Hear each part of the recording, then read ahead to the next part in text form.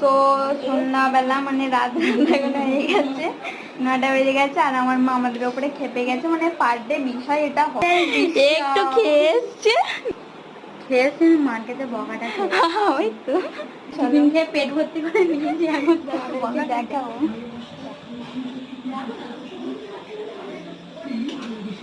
ছট যা খেতে যাবে না, বকা খেতে গেছে। এখানে আন্ডা কারি হচ্ছে। আন্ডা কারি নয় এটা, তাহলে কি হবে? আরে তরকাটা হবে। হ্যাঁ আমাদের এটা আজকে অনেক কিছু রান্না হবে, যার জন্য আমার মা খেপে গেছে প্রচন্ড লেভেলে, মানে সবাইকে ধরে ধরে নাম ধরে ধরে বকছে। মেলা বকবি নে। হ্যাঁ মা তোমার ওটা ক্যাপচার করার জন্য ওরা উপরে ঘুরছে। আরে মাছটা না আনলি তো মিলে তো জানি আমি তোমার মধ্যে এই সময় এটা আমার সাথে দিতে পারছে। আরে না, যেদিন মাছ আনার সেদিনকে আনবে না। না বলছি ওই সময় কুর্তি কেমন টাইম লাগেনি বলদি, তুমি তো বলেই দিয়েছিলে তো, শুনতে পাই।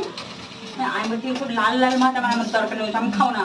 হ্যাঁ মা বলে গেছে পিউ, মা বলছে তুই লাল লাল গোলা, কারণ আমার বাবা পচা মাছ কিনে এনেছে আজকে, তার জন্য এত কিছু হচ্ছে। আরে আমি বলছি বাবা মাছ কিনলেই পচাই হয়, আমি তোমার মাছ কিনলেই পচাই হয়।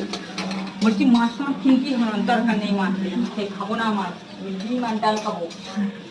কিন্তু আমার বাবা চিংড়ি মাছ এনেছে, লাল লাল চিংড়ি মাছ, এটা হলো সমুদ্রের মাছ। মানে এইভাবে পুড়ে পুড়ে রান্না হয়েছে। আর এটা হলো তড়কা, যেটা আজকে আমাদের রান্না হবে।